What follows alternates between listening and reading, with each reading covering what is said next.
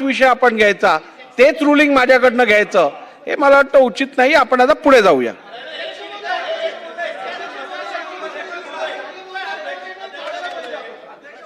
महोदय, रेकॉर्डवर नाही काढायला पाहिजे. 19 आणि 20 ला झालं नव्हतं. चुकीची माहिती येऊ नये. अध्यक्ष महोदय, राज्यमंत्री असताना राज्यमंत्री उत्तर देऊ शकतो. मंत्र्यांना उत्तर देता येत नसेल तर त्यांनी तसं सांगावं. चला चला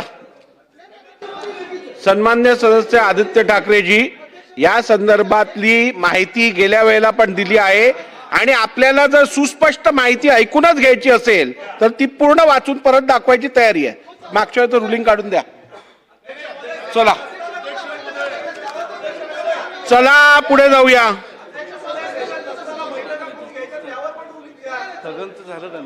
चला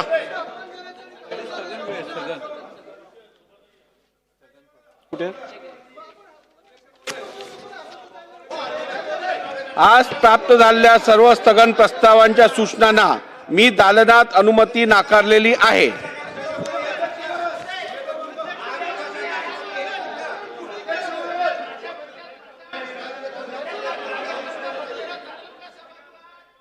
चला, ते नियम काय आपण आपल्या मर्जीने करत नाही आहोत.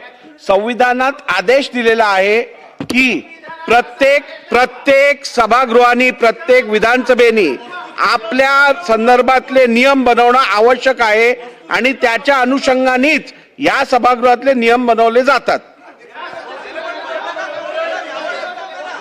पुढे जाऊया.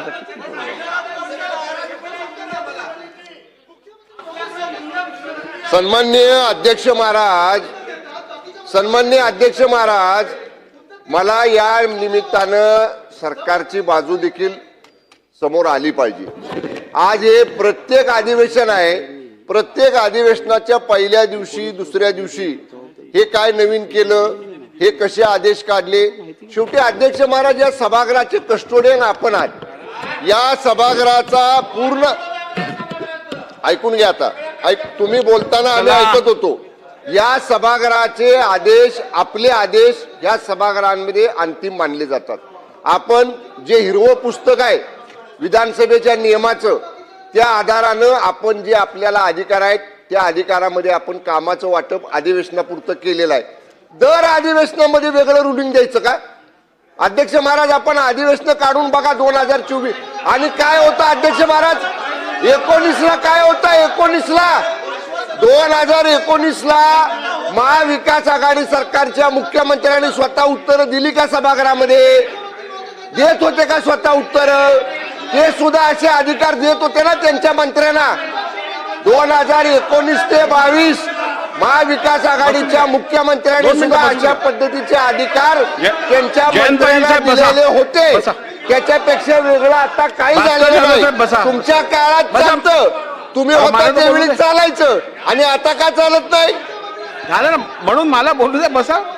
त्यांच्या काळात का चाललं? बसवतो त्यांना पण बसवतो. 2019 ते 22 महाविकास आघाडीमध्ये चाललं ना. ठीक आहे, चला. मला वाटतं ऐकून घ्या.